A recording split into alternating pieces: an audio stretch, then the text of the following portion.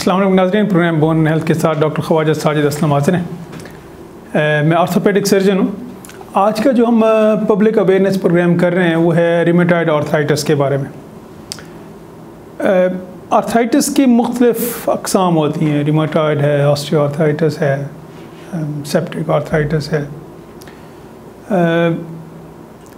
ये प्रोग्राम हम इसलिए कर रहे हैं कि कुछ चीज़ें माशरे में, सोसाइटी में सीना व सीना चलती हैं और पक्की हो जाती हैं without second thought, without knowing कि ये कहाँ से ओरिजिनेट हुई हैं, ये वाकई होता क्या है, बग़ैर किसी से पूछे, कंफर्म किए या ख़ुद सर्च किए गूगल पे या फाइंड आउट किए, सीना ब सीना चीज़ें चलती हैं तो बस चलती हैं। आगे भी बिलीफ ऐसे बनते गए और ऐसे स्ट्रॉन्ग और स्ट्रिक्ट बिलीफ बन जाते हैं टाइम के साथ कि फिर वो कोई एक्सपर्ट बंदा ओपिनियन भी दे ना तो वो लोग उस पर यकीन नहीं करते हैं।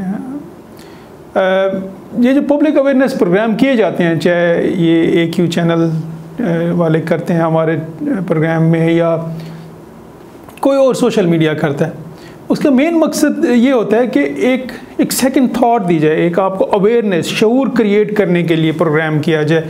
लोगों को ये बताया जाए मुख्तलिफ टॉपिक्स पे कि ये चीज़ यूँ भी होती है, इस तरह भी होती है और इसके पीछे रीज़न ये है। तो लोगों को ख़ुद भी सोचना चाहिए। बेसिकली जब तक आप सोचेंगे नहीं किसी भी चीज़ के बारे में, आपको हमेशा इसीलिए ये कहते हैं ना ये डेमोक्रेसी में डिफरेंस ऑफ ओपिनियन, तो ये बेसिकली वही चीज़ होती है कि जब आप एक बंदे ने आपको सीना ब सीना कोई चीज़ कह दी, जब आप उसके ऊपर सोचेंगे नहीं तो आपको पता नहीं चलेगा कि ये चीज़ ठीक है या गलत है। Anyway, getting back to our topic, rheumatoid arthritis. हर पेनफुल जॉइंट रिमेटॉयड आर्थराइटिस नहीं होता है। ये जो बिलीफ बन गए ना लोगों के कि कहीं पे भी जोड़ों में दर्द हो, स्पेशली घुटने में दर्द हो, कहते हैं जी रिमेटॉयड आर्थराइटिस है। तो या जोड़ों में दर्द हो, शोल्डर में कहीं, तो कहते हैं आर्थराइटिस है।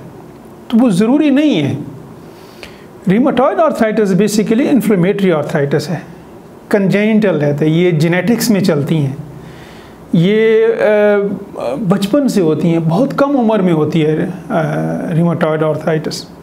इसमें जिस्म के सारे जोड़ जो है ना, चाहे वो छोटे जोड़ हों उंगलियों के या बड़े जोड़ हों, हिप और नी जॉइंट हो गए, शोल्डर हो गए, इन सब के जोड़ के हड्डी का जोड़ और उसके ऊपर एक छोटी सी टिश्यू की लेयर होती है, कैप्सूल जिसको कहते हैं, उसकी इन्फ्लेमेशन हो जाती है, स्वेलिंग हो जाती है, सोजन हो जाती है, जिसकी वजह से सारे जोड़ दर्द करते हैं। और रिमेटॉयड में सारे हेड से लेके, सर से लेके पाँव तक सब जोड़ इन्वॉल्व होते हैं और उनकी इन्फ्लेमेशन की वजह से स्वेलिंग होती है और पेनफुल होते हैं और उनमें पानी भर जाता है जोड़ के अंदर और बहुत यंग एज में होता है।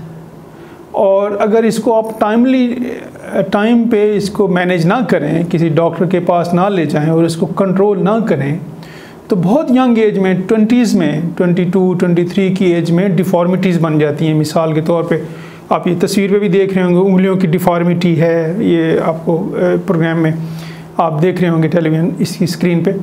तो हैंड्स की डिफ़ॉर्मिटी हो जाती है, घुटने टेढ़े हो जाते हैं, पाँव की उंगलियां टेढ़ी हो जाती हैं, जोड़ निकल जाते हैं अपनी जगह से, स्पेशली स्मॉल जॉइंट्स जो है ना, ये निकल जाते हैं अपनी जगह से और उंगलियां टेढ़ी हो जाती हैं।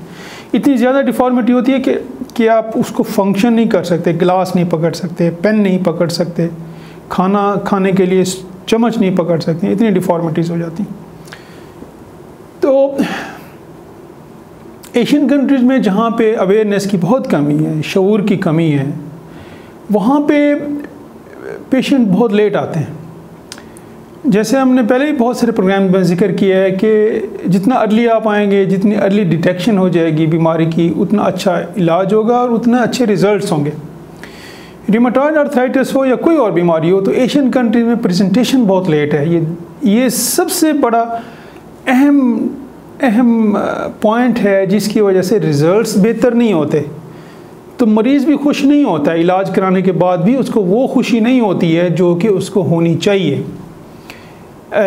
लेकिन ऑफ कोर्स जो डॉक्टर्स हैं वो भी उसका वैसे इलाज नहीं कर सकते क्योंकि प्रेजेंटेशन लेट होती है, ठीक है। तो यूरोप में, वेस्ट में चूँकि अवेयरनेस ज़्यादा है लोगों में, तो जल्दी आ जाते हैं लोग। तो ये इस तरह की डिज़ीज़ जो मैं बात कर रहा हूँ रिमेटॉयड आर्थराइटिस की, ये कंट्रोल हो जाती हैं। कंट्रोल मींस के डिजीज़ की वजह से आपको डिफॉर्मिटीज़ नहीं होती, जो हाथों का टेढ़ापन हो जाता है, पाँव की उंगलियों का हो जाता है, घुटनों का हो जाता है, ये डिफॉर्मिटीज़ नहीं होती। क्योंकि ये डिफॉर्मिटी हो जाए स्पेशली हाथ की और पाँव की, तो ये इरिवर्सिबल है, ये ठीक नहीं होती हैं। थंब की या कुछ जॉइंट्स की, स्मॉल जॉइंट्स की, ये मेटाकार्पल जॉइंट्स की रिप्लेसमेंट कर सकते हैं, बट उसके रिजल्ट्स इतने अच्छे नहीं होते हैं।